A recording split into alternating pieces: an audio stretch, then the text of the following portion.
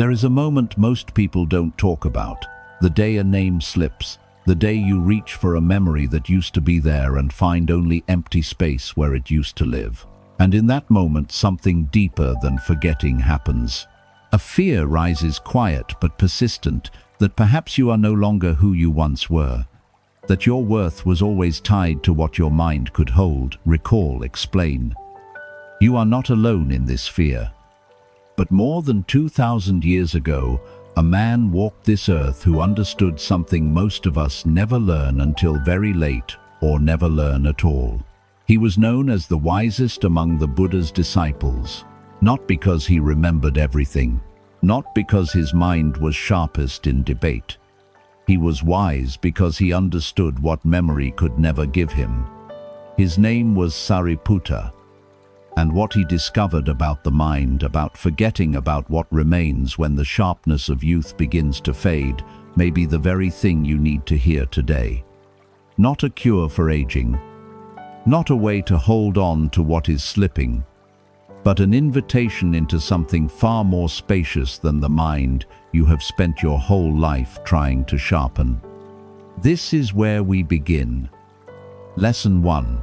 From accumulating knowledge to seeing essence, there is a particular grief that comes with aging that almost no one names out loud. It is not only the grief of losing people, though that grief is real. It is the quieter grief of losing pace, watching the world move faster than the mind can follow. Watching new languages of technology, news and culture rise like water around a tree that no longer grows as quickly as it once did.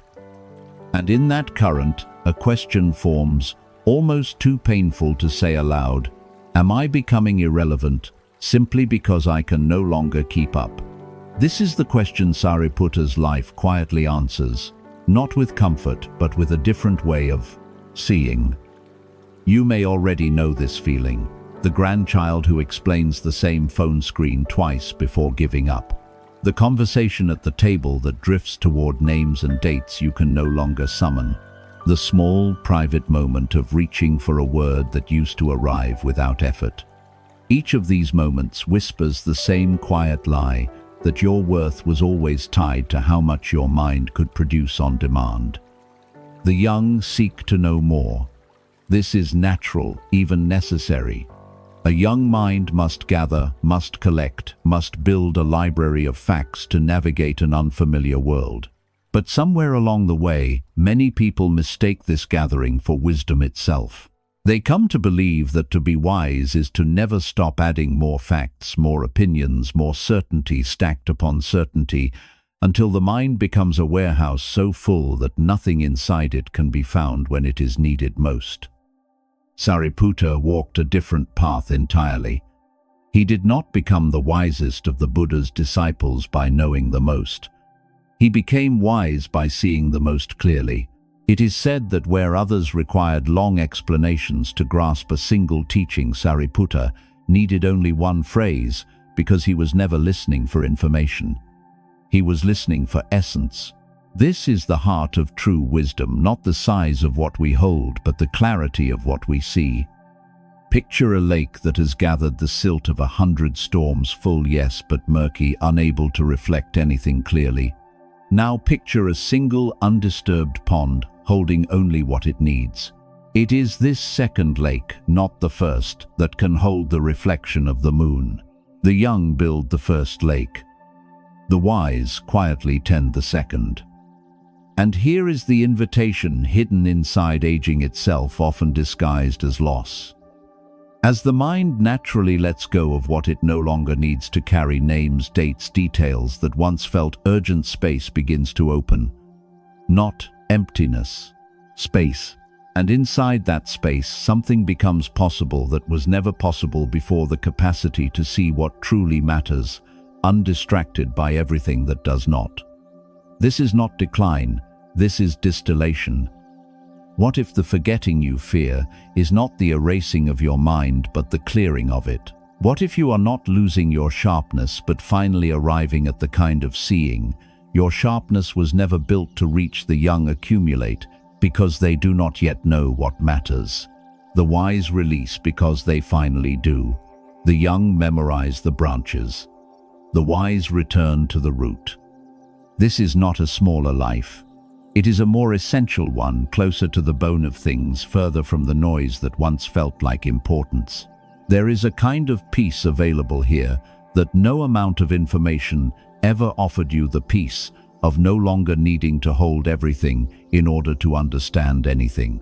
Sariputta did not need to know everything to understand everything that mattered, and neither in this stage of your life do you. What you carry forward from here will not be measured by how much you retained. It will be measured by how clearly you came to see. Lesson 2. Releasing the burden of knowing everything. There is a particular exhaustion that comes from a lifetime of needing to know if the decision was right, if the diagnosis will be kind, if the people you love will be safe long after you are gone. This exhaustion does not announce itself loudly. It simply accumulates year after year until the mind feels less like a place of rest and more like a fist that has forgotten how to open. You may have noticed this fist in your own life. The replaying of old conversations, searching for the version where you said the right thing. The lying awake, turning over a question that has no answer, as though enough turning might finally produce one. The quiet panic that arrives when life refuses to explain itself. Sariputta offers something rare here, not more answers, but permission to stop demanding them. He was not remembered for having a response to every question placed before him. He was remembered for the calm with which he could sit beside a question that had none, without flinching, without filling the silence with false certainty, just to feel steady again. This is not weakness disguised as patience. It is a different relationship to not knowing entirely. A mature mind is not one that contains more. It is one that carries less. Picture two hands. One is closed into a fist around a fistful of sand, gripping tighter the more it fears losing what it holds, and so the sand slips faster through the fingers, forced out by the very tightness meant to keep it. The other hand is open, palm flat, unclenched. The sand still moves through it. But nothing is lost in the same way, because nothing was being fought for in the first place. Most of us live with the first hand. We grip our opinions, our explanations, our need to understand exactly why things happened as they did, as if loosening our grip on certainty would mean losing ourselves entirely. But peace was never on the other side of certainty. Peace begins the moment we stop demanding it. This does not mean abandoning thought or surrendering to confusion. It means learning to coexist with mystery rather than treating it as an enemy to be defeated. Ambiguity is not a failure of the mind. It is simply the texture of a life large enough to hold more than the mind can fully explain. Think of the questions that have followed you for decades without resolution. Why a marriage ended the way it did. Why a child grew distant or close in ways you never planned. Why illness arrived in one body and not another. You have likely tried more than once to force these questions into an answer that would finally let you rest.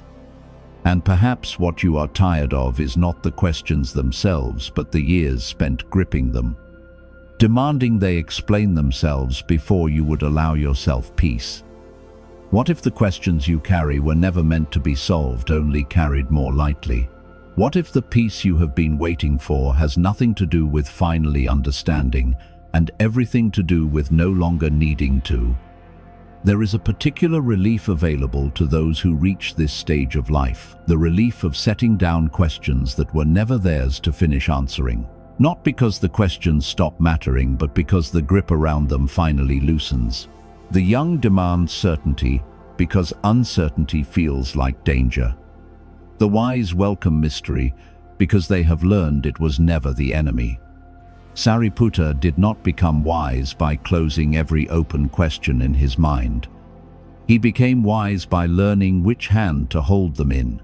This is the invitation now in front of you, not to know more but to carry less. Not to win against mystery but to finally rest beside it. Lesson 3. Learning the art of sacred silence. There is a fear that grows quietly with age, the fear of becoming invisible, of being spoken over at the family table, of watching your opinion arrive a beat too late to matter in a room that has problem, already moved on without you. And so a reflex forms: speak louder, correct more quickly, insist on being heard before the silence can be mistaken for irrelevance. But there are two silences in this life, and they are not the same. One silence is imposed, the silence of being dismissed, talked over, made to feel that your voice no longer carries weight. That silence is a wound, and it deserves to be named as one. This lesson is not about accepting that wound quietly. The other silence is chosen. It is not the absence of a voice, but the presence of someone who no longer needs to use it to prove they exist. This is the silence Sariputta carried.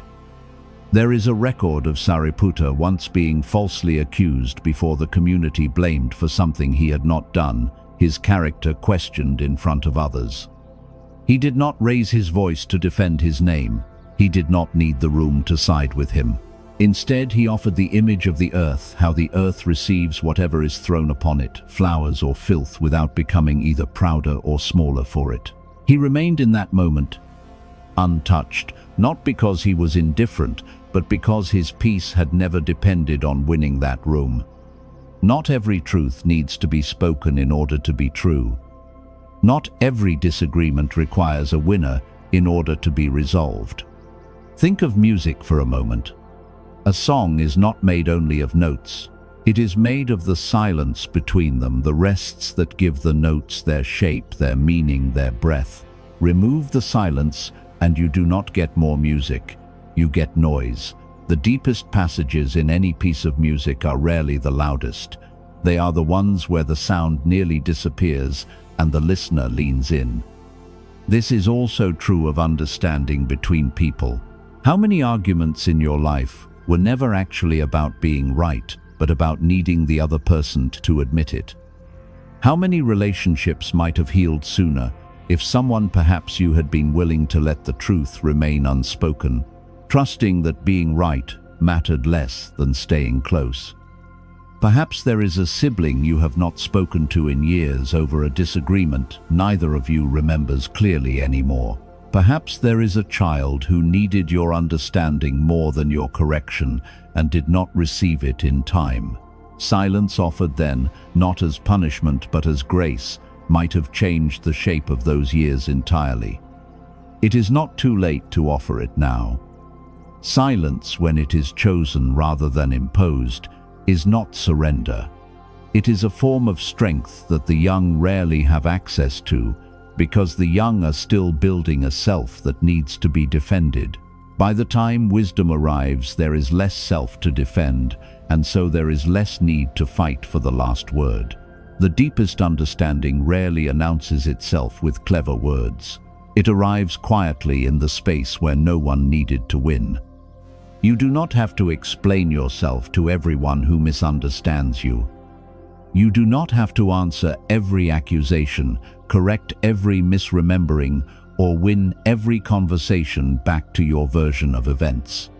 Some truths are strongest exactly where they are, unspoken, simply lived. This is not weakness. This is the quiet strength Sariputta carried into every room he entered, and it is available to you now in the same stillness, whenever you choose to lay the argument down. Lesson 4. Letting go of the need to be right. By the time we reach this stage of life, many of us have spent decades building something we rarely name directly, a self made almost entirely of being right. Right about how to raise children, right about how a household should run, right about what the world used to be and what it has become. And somewhere along the way, being right stopped feeling like a position. It started feeling like an identity that could not survive being questioned. This is why a simple correction from a doctor, a daughter, a stranger online can land so much harder than the words themselves should ever weigh. It is rarely about the fact in question. It is about the fear that if you are wrong here, some larger part of who you are might come undone. But notice something honestly, most of our suffering has never actually come from being wrong. It comes from needing urgently to prove that we were right. Picture armor, heavy, polished, built piece by piece over a lifetime to protect an identity that felt fragile underneath. Armor is useful in battle, but most of us are no longer in battle. We are simply at the dinner table in the doctor's office on the phone with someone we love, and still wearing the full weight of armor built for wars that ended decades ago. It protects nothing now. It only exhausts the person wearing it and distances everyone trying to get close. There is a quiet story remembered about Sariputta that even as the most respected among the Buddha's senior disciples, he was once gently corrected by the youngest novice in the community, a boy who pointed out that his robe had been draped incorrectly. Sariputta did not defend himself. He did not explain the years of experience that should have made such a small correction beneath him. He simply thanked the boy, adjusted the robe, and continued on, unchanged in spirit and untouched in dignity. This is what intellectual freedom actually looks like. Not the freedom to always be right, but the freedom to be corrected without collapsing. As the ego softens, something remarkable happens in our closest relationships. The need to win conversations quietly dissolves. The reflex to correct, defend, and explain ourselves into safety begins to relax. And in that relaxing, the people around us, children, partners, old friends, stop bracing for an argument every time they speak to us. They begin, often for the first time in years, to simply enjoy our company again. Perhaps there is an adult child who has stopped calling as often as they once did, not out of disrespect but out of quiet exhaustion, tired of every visit becoming a debate they did not choose to enter. Perhaps there is a friendship that grew distant, not from a single falling out, but from years of small corrections, each one a tiny insistence that you were the one who understood the situation correctly. None of this happened because you were a difficult person. It happened because the armor was doing exactly what armor is built to do, and armor by its nature keeps everyone else at a distance too. Much of our suffering comes not from being wrong, but from needing to prove that we are right. Much of our isolation comes not from disagreement, but from refusing to let disagreement exist without a winner. What if your worth was never actually built on being correct? What if you could be wrong about something today and remain completely the same person you were this morning? This is the freedom Sariputta carried, not because he had nothing left to be wrong about, but because his identity had stopped depending on never being wrong in the first place. The ego that needs to win every exchange is a heavy thing to carry into old age. The mind that no longer needs to win travels far lighter and far closer to the people it loves. You do not have to defend who you are today. You only have to set the armor down and let yourself be touched again. Lesson 5. From achievement to presence. For most of your life, your worth to others was measured in what you could produce. The paycheck brought home, the problem solved, the advice that fixed something before it broke completely. You were needed because you were useful, and useful was a word that felt for decades almost identical to loved.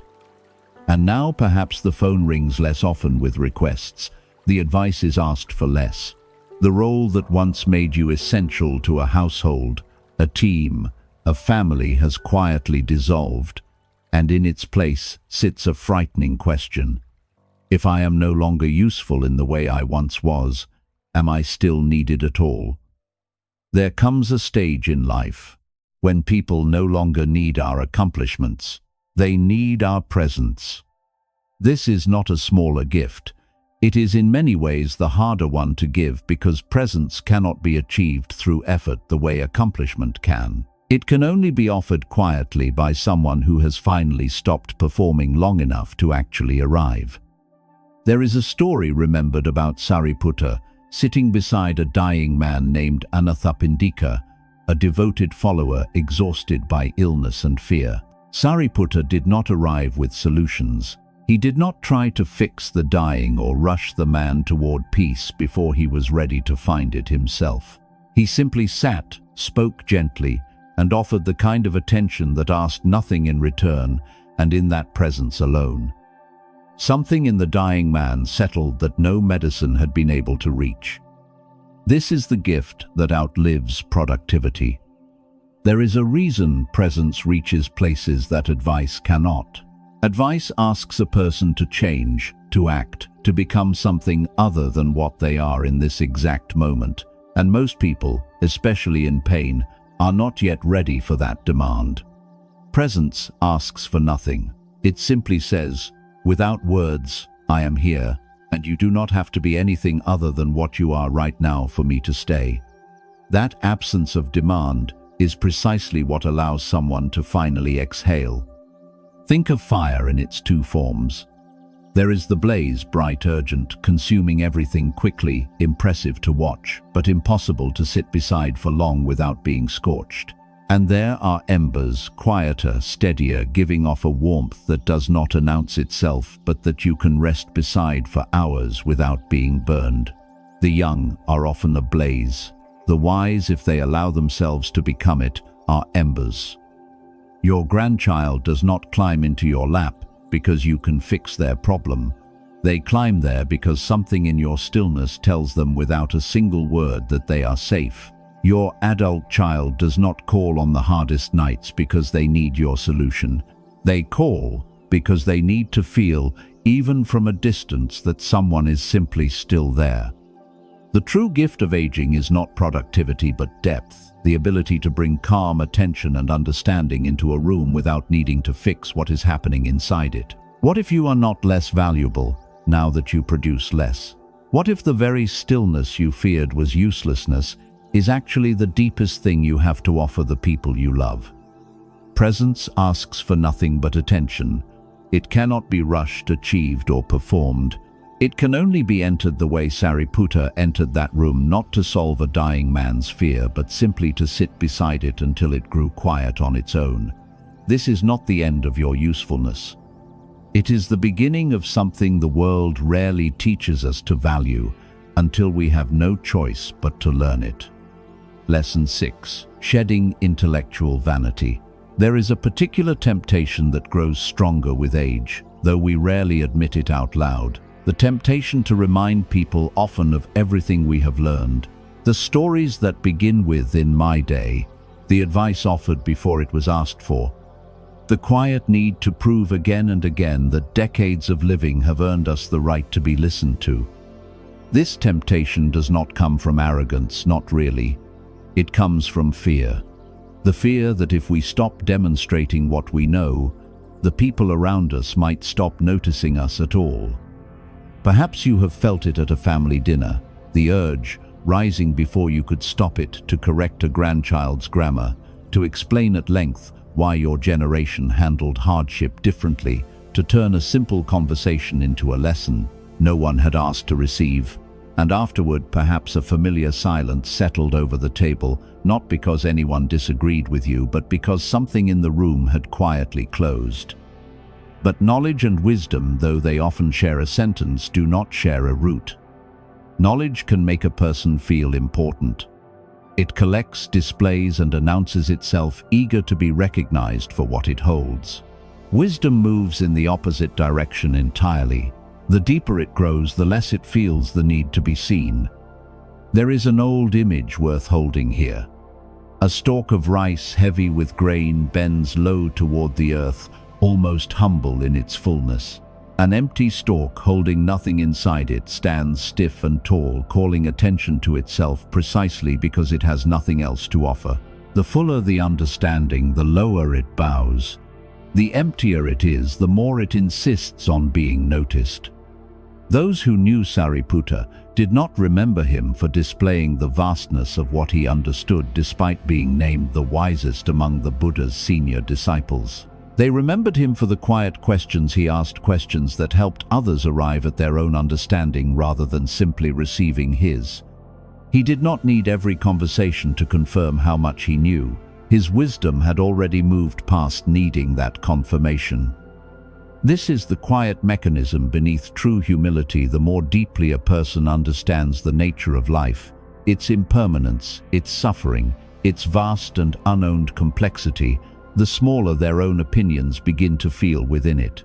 Not because the person becomes smaller, but because they finally see clearly how much exists beyond anything one mind could ever fully hold or display. A person who has truly looked at how little any of us control, how briefly any of us remain, finds it strange to spend precious time insisting on being right about small things. Knowledge says, "Notice how much I know." Wisdom says, "Notice how much there still is to understand." What if the urge to lecture, correct, and remind others of your experience is not a sign of your wisdom, but a sign of how unseen you still feel? What if real respect was never won through demonstration and could finally be received simply by being present without needing to prove anything at all? Humility is not the absence of intelligence. It is intelligence that has finally stopped needing an audience. You have spent a lifetime gathering what you know. This lesson does not ask you to forget any of it. It only asks you to notice how much lighter it feels to hold that knowledge quietly, offered only when it is needed, never performed simply to be seen. The rice stalk does not announce its fullness. It simply bows, and everyone who looks closely enough already knows. Lesson 7. Preparing for departure with a peaceful mind. There is a thought most people carry quietly beneath everything else as they age, rarely spoken at dinner tables, rarely admitted even to those closest to them. It surfaces in the middle of an ordinary night or in the silence after a doctor's appointment that went slightly longer than expected. It is simply this: one day all of this will end, and I do not know if I am ready. This lesson does not promise to remove that thought. It offers something quieter, a different relationship to it entirely. Perhaps you have already buried people you loved more than you ever expected to survive: a spouse, a sibling, a close friend who once seemed as permanent as the ground beneath you.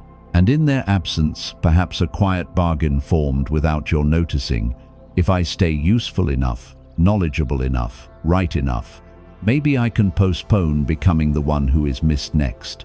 But no amount of usefulness has ever delayed an ending. It has only made the years leading up to it heavier than they needed to be. In the end, what remains is not what we have learned, it is what we have become. All the facts gathered across a lifetime, all the arguments won, all the knowledge once worn so proudly, none of it travels with us in the end. What remains in the final accounting is the shape a person allowed their own heart to take, whether they grew gentler or harder, whether they learned to release or only learned to grip more tightly, whether by the time the ending arrived, they had practiced even a little letting go. Think of fruit ripening on a branch. For a long season it clings tightly, green and unfinished, unwilling yet to fall. But there comes a point where ripening and releasing become the same motion. The fruit does not fall because something has gone wrong. It falls because it has finally finished becoming what it was always meant to become. The falling is not the failure of the fruit, it is the completion of it. Sariputta understood this completion better than almost anyone remembered in the old texts. When he sensed his own life nearing its end, he did not resist or delay. He asked permission to return to the home of his birth, to the mother who had raised him before he ever knew the path he would walk.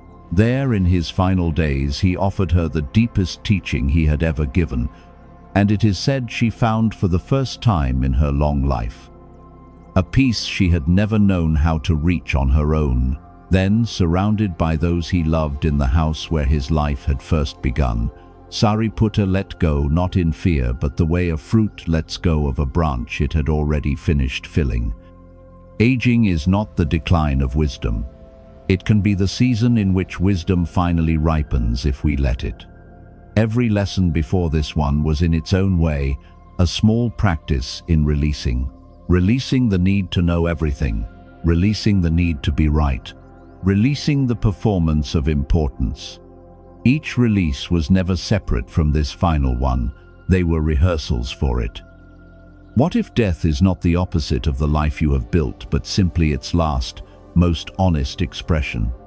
What if a peaceful ending is not granted by chance, but grown quietly across years of practicing exactly the kind of letting go this path has been describing all along? A peaceful death is not the absence of fear conquered at the last moment. It is the natural culmination of a life that spent its later years finally learning what it means to hold things loosely. You are not separate from the fruit on the branch.